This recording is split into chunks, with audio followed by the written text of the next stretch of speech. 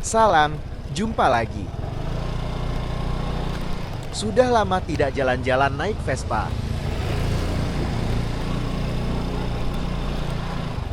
Hari libur, sore-sore, merupakan saat yang tepat untuk keliling kompleks. Udara sejuk, nyaman sekali. Ini daerah mana? Mutiara Gading 2 Blok V.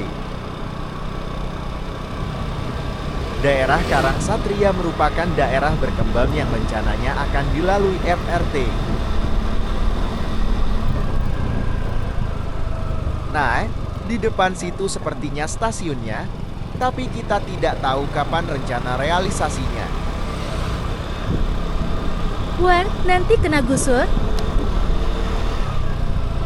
Sepertinya tidak.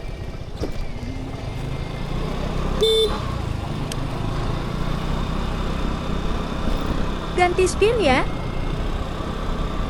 Ya, ganti yang benar, supaya lincah waktu nyelap-nyelip antar mobil. Karena salah satu keuntungan motor adalah bisa mengatasi macet dengan nyelap-nyelip.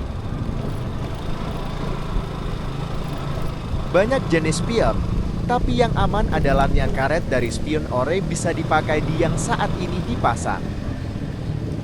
Karet itu bisa menghalangi air hujan masuk ke stang. Aksesoris apa saja yang terpasang? Itu ada gantungan handphone ya? Ya, nyantol di bar tengah yang ada gantungan barang. Yang baru layar speedo full digital, ada gantungan barang dan keyless. Nyesal dong beli yang lama. Ya juga, waktu belikan pas ada momen keluar dari tempat kerja yang lama, buat kenang-kenangan. Aksesoris lain yang sudah terpasang keras bar tengah dan belakang. Untuk mengurangi kerusakan, kalau ada benturan ringan, bisa di tempat parkir atau saat macet di jalan. Kenapa pilih hitam? Senang sih, warna selera, tapi hitam memang bukan warna favorit Vespa. Beberapa warna favorit untuk Vespa Matic biasanya tergantung gaya yang dicari. Putih Bianco paling aman, elegan, terlihat bersih, dan premium. Merah ikonik Vespa banget, tampil klasik tapi tetap mencolok. Hitam Dove atau glossy sporty dan mewah. Bintang grey dan abu-abu Dove modern, maskulin, sekarang cukup populer. Hijau olive atau pastel Vebes retro klasik Eropa. Kuning pastel atau mint atau baby blue khas Vespa vintage dan estetik. Orange unik dan lebih standar. Pilih hitam karena memang tidak ingin terlalu mencolok, walau Vespa pasti jadi pusat perhatian apapun warnanya. Penjualan Vespa tahun 2026 terlihat masih cukup kuat di Indonesia, meski secara global grup induknya, Piaggio Group, menghadapi tekanan profit. Di Indonesia, model Vespa Sprint dan Vespa Primavera masih menjadi tulang punggung penjualan dengan kontribusi lebih dari 60% total sales nasional. Vespa saya ini tipe Sprint biasa yang waktu itu ada warna hitam glossy. Tahun 2026 Vespa meluncurkan upgrade mesin 180 cm3 untuk Spain dan Primavera. Dan respons pasar terlihat cukup positif karena tenaga naik, tetapi harga awal tidak ikut naik signifikan. Tetap mahal juga, apalagi kalau naik ya.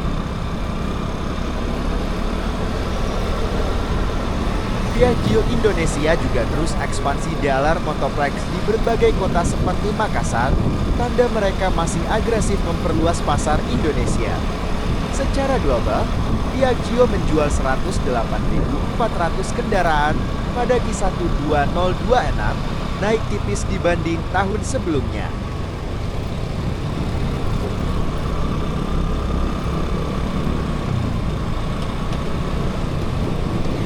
Suaranya agak kasar. Biasa aja, khas Vespa. Profit Piaggio turun cukup besar pada tahun 2025 2026 karena kurs euro, kondisi ekonomi global, dan pelemahan beberapa pasar Asia serta Amerika.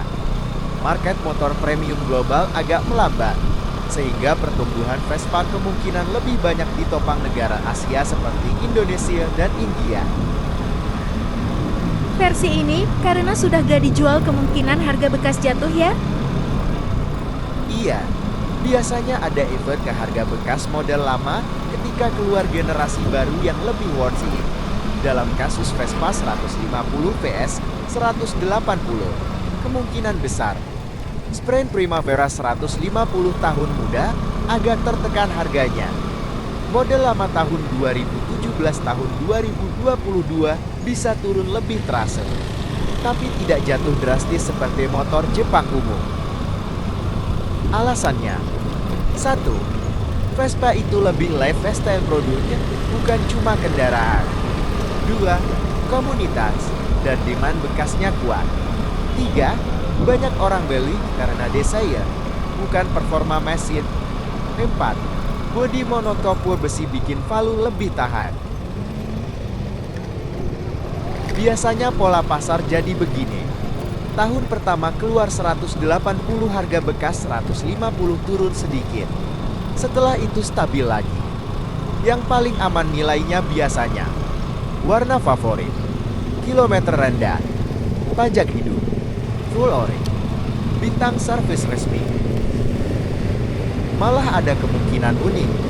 Beberapa orang tetap cari 150 karena mesin lebih cukup, spare part lebih familiar, desain lama lebih disukai, bintang pajak dan maintenance dianggap lebih ringan. Tapi karena suka dia jadi barang koleksi yang gak dijual, apalagi ada unsur kenangannya.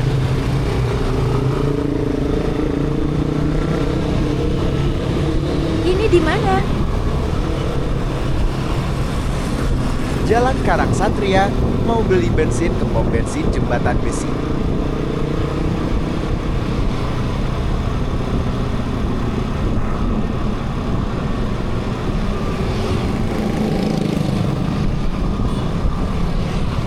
Nah, di kanan itu gerbang Mutiara Gading 2. Karena macet, kita ke pom bensin satu lagi. Pintu gerbang ini karena jalan rusak, gak terurus, jadi malas dilalui kendaraan.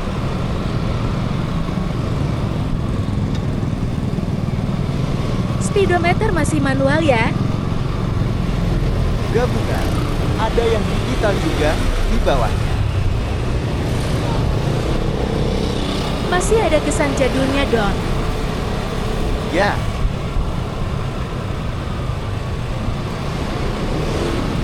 yang penting dinikmati saja. Kalau mau investasi jangan dalam bentuk kendaraan, karena harganya pasti jatuh. Yang penting puas dan senang saat mengendarainya. Banyak orang menyukai Vespa, Harley Davidson, dan kendaraan unik lainnya karena kendaraan tersebut bukan sekadar alat transportasi, melainkan juga bagian dari identitas diri, gaya hidup, serta ekspresi emosi pemiliknya. Kendaraan seperti ini biasanya memiliki karakter desain yang khas, sejarah yang kuat, dan komunitas pengguna yang loyal, sehingga menimbulkan ikatan emosional tersendiri. Fenomena serupa juga terlihat pada merek-merek lain yang memiliki budaya cool atau lifestyle kuat, seperti Royal Enfield, Mini, Jeep, Volkswagen terutama model Battle Classic, Ducati, dan Triumph. Bagaimana kesan naik Vespa Matic? Kesan naik Vespa Matic biasanya berbeda dibanding skuter Jepang biasa karena feel-nya lebih berkarakter. Banyak orang merasa pengalaman berkendaranya lebih emosional dan stylish daripada sekadar praktis. Beberapa kesan yang sering dirasakan, elegan dan klasik. Desain retro membuat pengendara sering merasa lebih stylish dan percaya diri di jalan. Posisi duduk santai, Riding position cenderung nyaman untuk cruising pelan sampai menengah, cocok buat menikmati perjalanan. Handling terasa unik. Karena bodi monotop WBC dan distribusi bobot berbeda, Vespa terasa lebih berat dan solid. Ada yang suka karena terasa premium, ada juga yang perlu adaptasi. Wah, ngantri juga. Oke, kita ke pom yang satu lagi saja, lebih besar. Oke, lanjut bahas keunikan Vespa lagi. Suspensi terasa khas.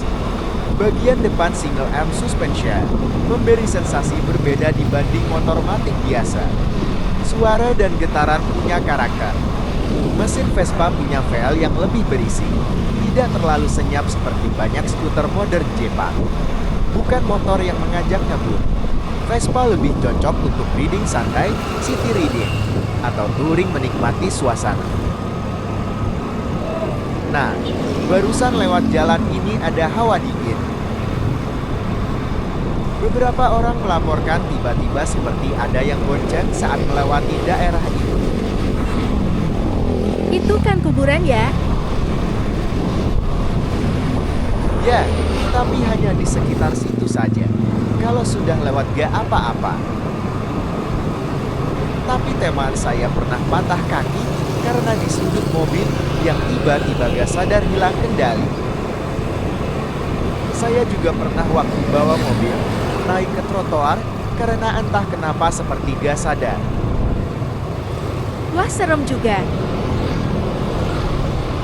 Yang penting berdoa dan fokus di jalan, jangan nyelamun, apalagi main HP.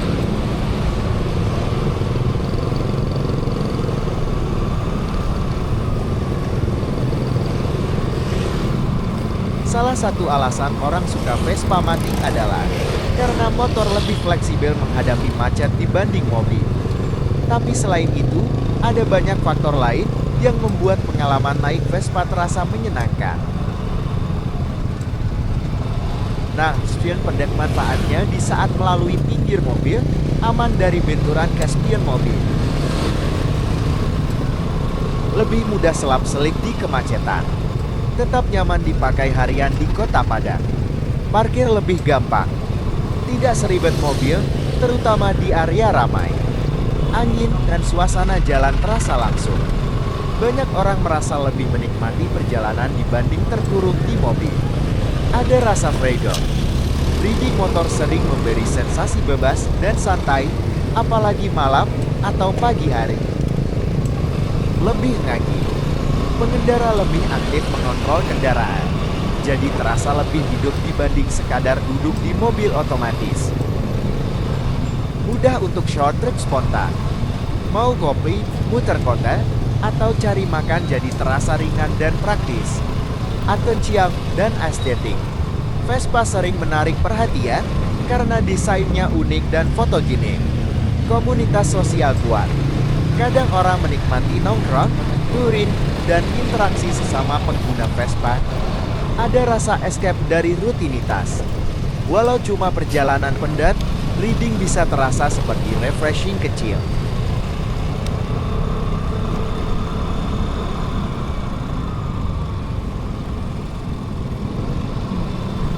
Wah, antri juga ya. Kalau Pertamax kan gak antri.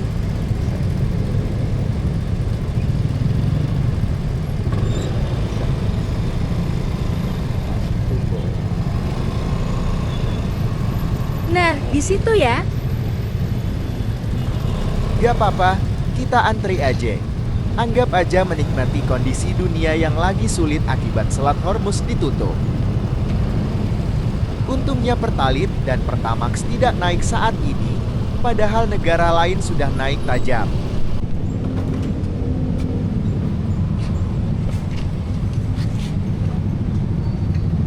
Bagasinya lega ya? Ya, helm aman kalau di parkiran.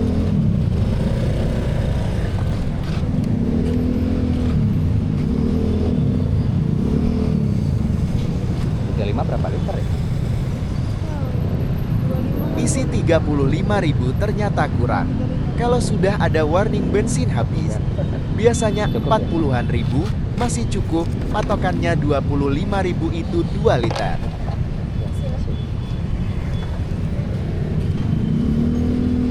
Oke, kita lanjut jalan lagi.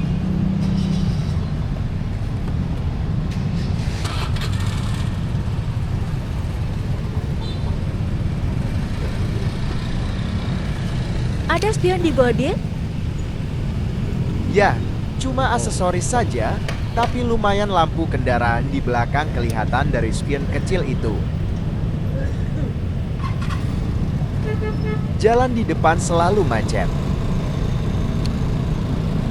Di sebelah kiri perapatan, kita ke kanan saja, lewat jalan tadi.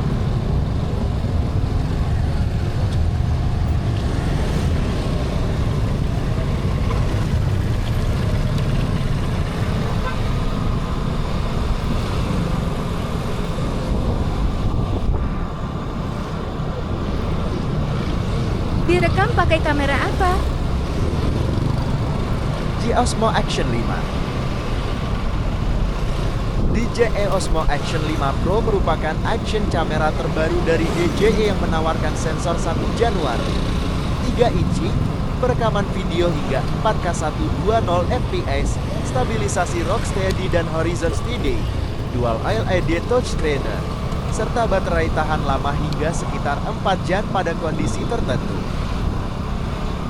Kamera ini cocok untuk vlog, touring motor, traveling, dan aktivitas outdoor karena memiliki desain ringkas, tahan air hingga 20 meter tanpa kasih, serta performa low light yang lebih baik dibanding banyak action cam generasi sebelumnya. Emang beda action cam dengan lainnya?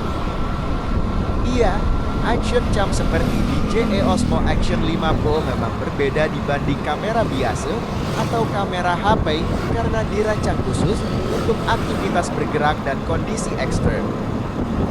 Perbedaannya terletak pada ukuran yang kecil dan ringan, bodi tahan benturan serta tahan air, sudut pengambilan gambar yang sangat lebar, dan stabilisasi video yang kuat sehingga hasil rekaman tetap halus meskipun digunakan saat riding motor, berlari, bersepeda, atau aktivitas outdoor lainnya.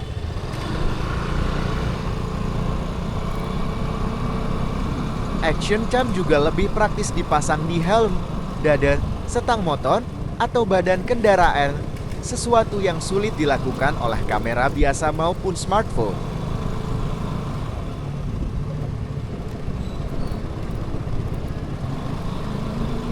Ini pintu bumi anggrek, di depan ada Venetia, kolam renang. Di sebelah kanan ada warung-warung yang lumayan ramai karena enak.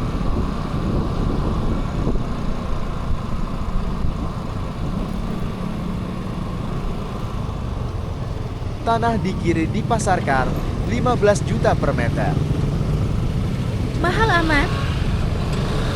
Harga tanah atau ruko di area seperti depan Venetian Bumi Anggrek atau sekitar Burger King Gading Teras bisa mahal karena kombinasi beberapa faktor lokasi premium.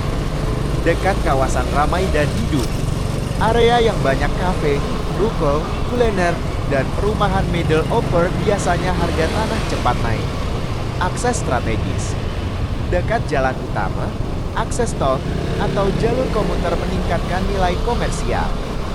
Nilai tanah di kawasan tersebut menjadi tinggi karena tidak hanya digunakan untuk kebutuhan hunian, tetapi juga memiliki potensi komersial yang besar. Lahan dapat dimanfaatkan untuk berbagai jenis usaha seperti ruko, kafe, kantor, franchising, maupun investasi properti sewa. Sehingga valuasinya lebih banyak dipengaruhi oleh peluang bisnis dan potensi keuntungan jangka panjang dibanding sekadar fungsi tempat tinggal. Harga tanah di kawasan Karangsatria yang mencapai sekitar 15 juta rupiah per acre memang terlihat mahal untuk ukuran daerah pinggiran. Namun hal tersebut mulai umum terjadi pada kawasan suburban premium Jabodetabek yang berkembang pesat dan memiliki trafik tinggi. Karangsatria diuntungkan oleh pertumbuhan perumahan, area komersial, akses jalan yang semakin ramai, serta kedekatannya dengan pusat aktivitas masyarakat, sehingga nilai lahannya ikut terdorong naik. Harga biasanya menjadi lebih tinggi pada lokasi hook atau pinggir jalan besar. Dekat gerbang klaster, berada di sekitar area komersial yang ramai, serta memiliki frontage yang bagus dan mudah terlihat, sehingga sangat potensial untuk usaha maupun investasi properti jangka panjang. Wah, dicek jalan rusak. Kenapa ambil rumah di situ? Janjinya nanti jalan diperbaiki. Infonya MRT stasiunnya di Karangsatria ya? Nanti di situ akan lewat MRT dari Jakarta ke Cikarang. Dalam rencana MRT East West Line Bekasi, memang ada rencana stasiun di wilayah Karangsatria. Nama yang sering muncul di dokumen perencanaan adalah Stasiun Karangsatria, bersama beberapa titik lain seperti Cibitung, Sumberjaya, dan Cikarang. Kalau proyek ini benar-benar terrealisasi sesuai rencana, nilai tanah sekitar Karangsatria kemungkinan naik lagi. Area komersial akan berkembang, trafik dan aktivitas ekonomi meningkat, dan kawasan jadi lebih menarik untuk hunian maupun usaha. Karena itu banyak orang mulai melakukan spekulasi maupun investasi tanah lebih awal di kawasan tersebut. Umumnya, ketika muncul rencana pembangunan infrastruktur besar seperti MRT, LRT, jalan tol, atau stasiun baru, harga tanah di sekitarnya cenderung langsung terdorong naik karena masyarakat dan investor melihat adanya potensi peningkatan aksesibilitas, pertumbuhan ekonomi, serta kenaikan nilai properti di masa depan. Harga tanah langsung terdorong meskipun proyeknya belum selesai sepenuhnya. Namun perlu diingat, sampai sekarang sebagian besar masih tahap pengembangan bertahap dan tim lain bisa berubah. Dulu di kanan itu rencananya jalan tol, tapi gak jadi. Sekarang ada rencana MRT, tapi entah jadi atau tidak. Kalau mobilitas Bekasi terlalu bertumpu pada LRT Jabodebek saja tanpa MRT tambahan, risiko kepadatan akan semakin tinggi karena pertumbuhan penduduk dan kawasan hunian di Bekasi sangat cepat. LRT kapasitasnya memang besar, tetapi koridornya terbatas dan feeder jalan menuju stasiun sering menjadi titik macet baru. Banyak kawasan seperti Karangsatria, Harapan Indah, hingga Cikarang terus berkembang menjadi pusat hunian dan komersial, sehingga kebutuhan transportasi massal sebenarnya memerlukan kombinasi beberapa moda sekaligus seperti MRT, LRT, KRL, BRT, dan integrasi jalan penghubung. Karena itu, wacana MRT arah Bekasi Cikarang dianggap penting bukan hanya untuk transportasi, tetapi juga untuk mencegah konsentrasi penumpang dan kemacetan berlebihan pada jalur yang sudah ada. Oke, kita sampai. Semoga tertarik naik Vespa juga. Oke. Sekian, wassalamualaikum warahmatullahi wabarakatuh.